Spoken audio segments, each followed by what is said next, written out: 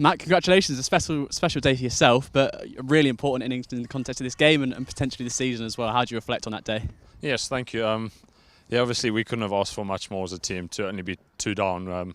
We've set ourselves up nicely, but like you said, it's still day one. There's still a long way to go. So hopefully we can carry on scoring some more tomorrow and set up a big first innings total, and then look to take some wickets. Steve, in the lead up to this game, said it's all about focusing on the process, taking things session by session, day by day. Is that a little bit easier than done at times when you know sort of what's potentially at the end of this game? Yeah, definitely. Obviously, there's always a tendency to check scores going around, but I think we as a group made an agreement to just focus on what's happening here, and like you said, just take it day by day and session by session, and even more ball by ball. How you felt sort of in the side, more as a more general rule, in the last sort of month, 6 weeks or so? Obviously, Ben Duckett going away with England Lions initially, and now England has given you an opportunity, and it's one that you sort of seem to have taken with both hands. Yeah, it's obviously been a really nice opportunity, and I'm loving it. I'm loving it so far, and hopefully I can continue to try and put in some performances and create a spot for myself. Yeah. And more on sort of today's performance, it looked assured and calm. Is that the way that you feel when you're out there? You know, sort of unflappable nature.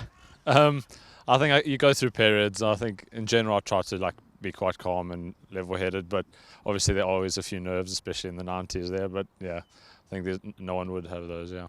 And do you feel quite confident out there as well, having got a number of games under your belt as well? Yeah, I think it helped since scoring. I was lucky to make a few runs in my first game, and that sort of settled it down. And so yeah, the nerves have started to subside a bit. But obviously it's first-class cricket. We're playing against some good players, so you're always a bit nervous. Yeah. And you're on the cusp of your 100. Talk us through the emotions when you're in the 90s and they bring the field up to potentially stop you doing that. Maybe there's a little bit of chat out there as well. But how did that feel? Yeah, I was quite determined to just not throw it away and just carry on. And I was convinced they were going to give me an opportunity, and eventually it came. It took a while, but yeah, it was a big relief.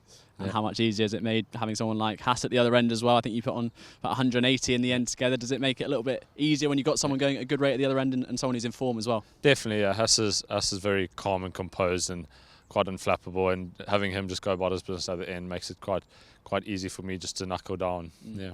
And you've obviously got your eye on sort of the bonus point situation, and there's another sort of 130 to get tomorrow before you get to 400. Yeah.